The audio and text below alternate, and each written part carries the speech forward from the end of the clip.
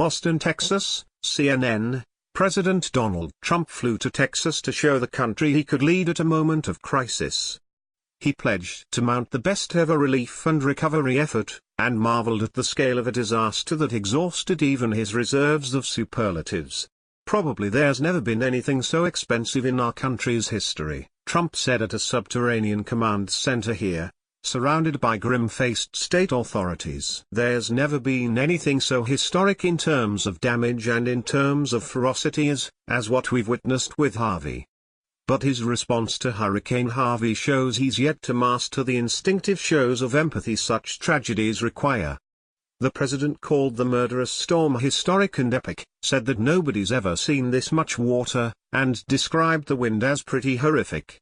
Trump, though, dispensed no hugs or displays of compassion to victims of the storm, whom he did not meet, perhaps a symptom of the fact he insisted upon visiting the state in the immediate aftermath of the storm, precluding him from visiting the most devastated region. It was a decision made to demonstrate his personal commitment to seeing Texas recover, officials said. Before he became commander-in-chief, Trump frequently criticized his predecessor Barack Obama for not traveling to disaster sites quickly enough. When aides advised Trump that visiting the hardest-hit areas would divert important resources from the recovery efforts, he settled upon Corpus Christi, the coastal city which was spared the brunt of the damage. Speeding past oil refinery fields and flat, dry scrubland in his motorcade, Trump came across no visible signs that a storm had ravaged the coast 200 miles north. In Austin, a similar scene unfolded.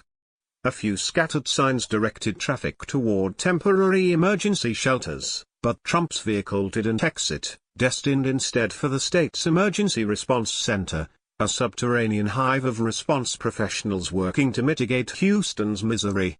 As he sat around tables with uniformed officials in both cities listening to updates on rescue and recovery efforts, he achieved at least the image of a president in charge.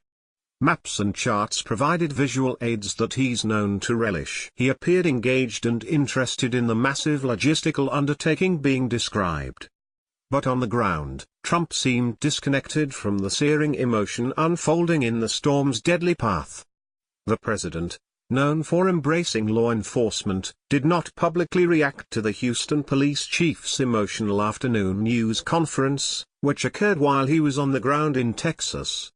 Instead, it was left to those surrounding the president to characterize emotions he didn't display in public. The president was heartbroken about what he saw, said Texas Governor Greg Abbott, who flew aboard Air Force One from Corpus Christi to Austin and watched videos of the flooding alongside Trump.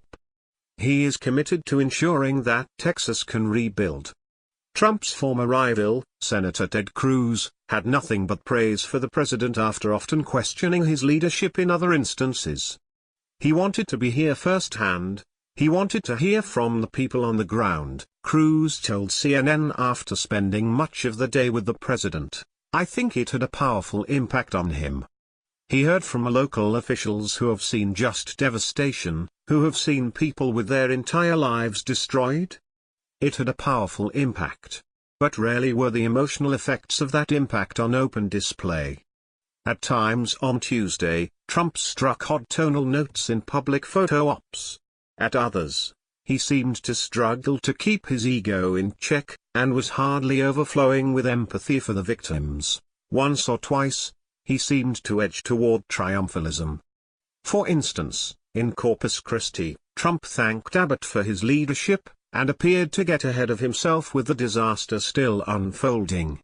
We won't say congratulations. We don't want to do that.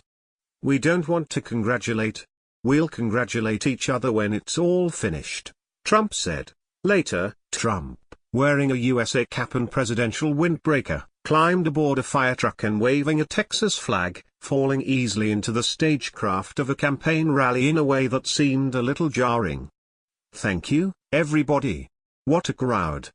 What a turnout, he said, before telling a crowd made of mainly of Trump supporters, we love you, you are special, we are here to take care of you, it's going well. It's clear that Trump has yet to master the lip-biting empathy of Bill Clinton, or the 9/11-style rallying cry of George W. Bush. And given the fact he's not a professional politician, it's possible he never will. He just can't get there. He can't get past himself completely and be that empathetic leader that we need, said David Axelrod, a former Obama aide, who is now a CNN political analyst. Still, the president's cheerleading appeared to buck up local and state officials, and just the sight of Trump in the area will surely have given his supporters a boost at a difficult time. Ultimately, Trump's trip was about more than boosting morale. It was a signal to the rest of America that an under-fire president, reaching near-record low approval ratings, was on top of things. White House strategists nixed any thought of a helicopter flyover of flooded cities, to avoid comparisons with a picture of Bush staring out of a porthole on Air Force One at Hurricane Katrina in 2005. In many ways, Trump's rhetoric during his trip was typical. It was vague and superficial and drove his critics into a frenzy on social media. First Lady Melania Trump's decision to depart the White House in a pair of towering stiletto heels also almost broke Twitter. Still, there has been no significant political dissent about Trump's performance. The two Republican senators from Texas, Cruz and John Cornyn, told reporters the president had offered them any help they needed. Abbott said he had been with Texas every step of the way. Still, once lawmakers head back to Washington next week, the added complication of a needed massive aid bill for Texas could overcome the temporary political truce imposed by the storm.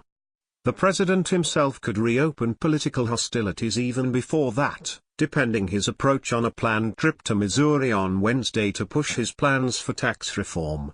Trump will be tested not just on his cheerleading and empathy in the short term, he will also be required to keep an intense focus on a rebuilding effort that he admitted will go on for a long time, but for once, on Tuesday, perhaps for the first time in 7 months, not everything was about Donald Trump. The cataclysmic nature of the storm had dwarfed even his omnipotent presence in American life. In some ways, the president was a peripheral figure as tales of human misery and heroism dominated news coverage as they emerged from neighborhoods slipping ever deeper under floodwaters, and the White House's decision to avoid the worst-hit areas, around Houston to avoid becoming a distraction, deprived Trump with a chance to come face-to-face with victims of the storm and to show a personal side. That may change at the weekend, with Trump promising trips to Texas and to Louisiana, which has also been hit by the storm. He also might take some tips on empathy from the First Lady.